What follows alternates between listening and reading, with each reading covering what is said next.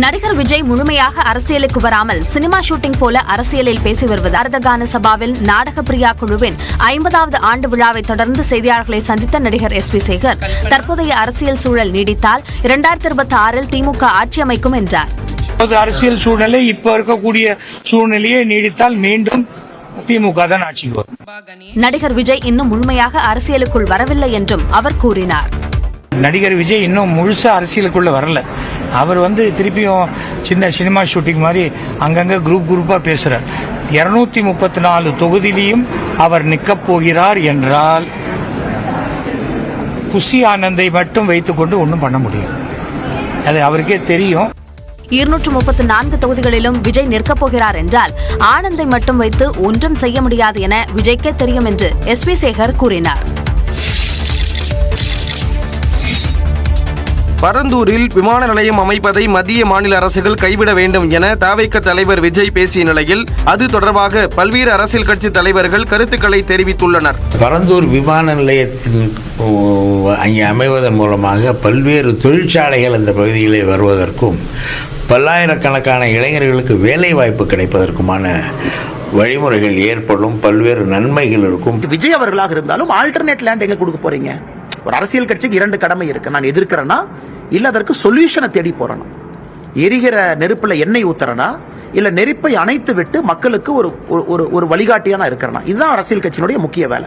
விஜய் போறது தவறு கிடையாது. ஒரு அரசியல் இயக்கத்தின் தலைவர் அங்க போறது தெரியாது. அந்த மக்களுடைய கருத்துக்கள் கொண்டு போய் நீங்க பத்திரிகை, உங்களை மாதிரி பத்திரிகை மூலியமா அதை பிரதிபலிக்கிறது தவறு கிடையாது. அதனால இப்ப ரொம்ப நாளுக்கு பின்னர் ஒரு இடத்துல ஒரு சர்வதேச விமான நிலையத்தை அமைக்கலாம் என்று மத்திய அரசு, மாநில அரசு எல்லாரும் ஒத்துக்கொண்டு ஒரு இடத்தை செயல்படுத்தி அதை இந்த நேரத்துல வேண்டாம் என்று சொல்லும் ஒரு அரசியல் தலைவர் என்னை பொறுத்த வரைக்கும் தமிழ்நாட்டுடைய வளர்ச்சிக்கு எதிர்ப்பாக சொல்கிறார்.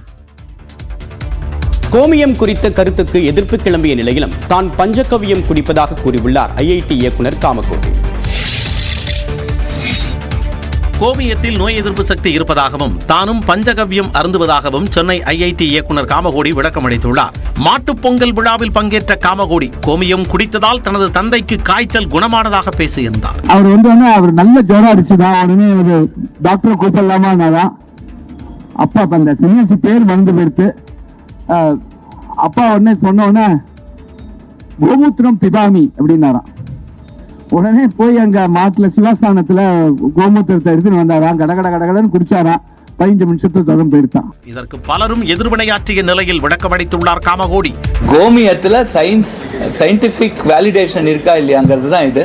ஏன்னா 5 ரிசர்ச் பேப்பர் பப்ளிஷ்டு, அமெரிக்காவில் பப்ளிஷ்டு நேச்சர் ஜேர்னலில் அந்த 5 பேப்பரை அனுப்புகிறேன். இப்போ வாட்ஸ்அப்பில் உங்களுக்கு லிங்க் அனுப்புகிறேன். ஒரு பேட்டன்ட்டும் US பேட்டன்ட்டும் அனுப்புகிறேன். மேலும் தான் பஞ்சகவ்யத்தை குடிப்பதாகவும் கூறினார். ஒரு வருஷத்தில் எங்களுக்கு சில பண்டிகைகள் வரப்போது நாங்கள் பஞ்சகவ்யம் சாப்பிட்றோம். எங்கள் இதில் இருக்குது, எங்கள் இதில் பஞ்சகவ்யம் சாப்பிட்றது இருக்குது. அதனால் நான் பஞ்சகவ்யம் சாப்பிடுவேனான்னு கேட்குறேன். சாப்பிடுவேன், நிச்சயமாக சாப்பிட்றேன். இந்த விவாதத்தை நேர்மறையாக பார்ப்பதாகவும் இதுகுறித்து IIT பேராசிரியர்கள் விரும்பினால் சென்னை IITயிலேயே ஆராய்ச்சி மேற்கொள்ளலாம் என்றும் தெரிவித்தார்.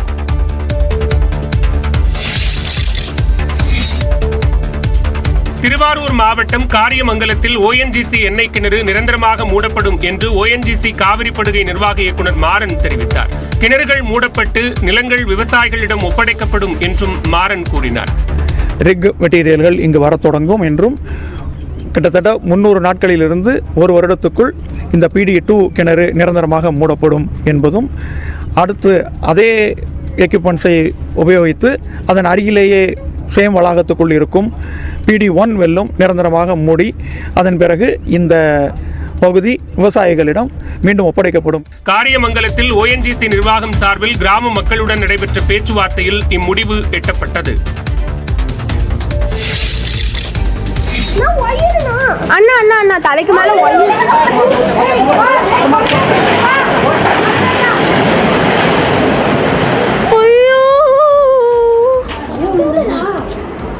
கோவையில் ஓடைக்கரையில் கட்டப்பட்ட வீடு மண் அரிப்பால் சரிந்து விழுந்த காட்சிதான் இது. ரத்னபுரி ஹட்கோ காலனி அடுத்த சங்கனூர் ஓடையில் கடந்த சில நாட்களாக தூர்வாரும் பணி நடைபெற்று வந்தது. இந்நிலையில் ஓடைக்கரை பகுதியில் சுரேஷ் என்பவர் வீடு கட்டி குடியிருந்தார். ஓடையில் உள்ள சாக்கடை நீர் வெளியேற்றப்பட்டு தூர்வாரும் பணி நடைபெற்று வந்தது. இதனால் மண்ணரிப்பு ஏற்பட்டு சுரேஷின் மாடி வீடு சங்கனூர் ஓடைக்குள் சரிந்து விழுந்தது. முன்னெச்சரிக்கை நடவடிக்கையாக சுரேஷ் மற்றும் குடும்பத்தினர் வீட்டை விட்டு வெளியேற்றப்பட்ட நிலையில் உயிர் சேதம் தவிர்க்கப்பட்டது. வீட்டில் விரிசல் ஏற்பட்டவுடன் அப்பகுதிக்கு பொதுமக்கள் யாரும் செல்லாமல் இருக்க தடுப்பு அமைக்கப்பட்டது. தொடர்ந்து குடும்ப உறுப்பினர்கள் முன்னிலையில் வீடு இடிந்து ஓடைக்குள் விழுந்தது.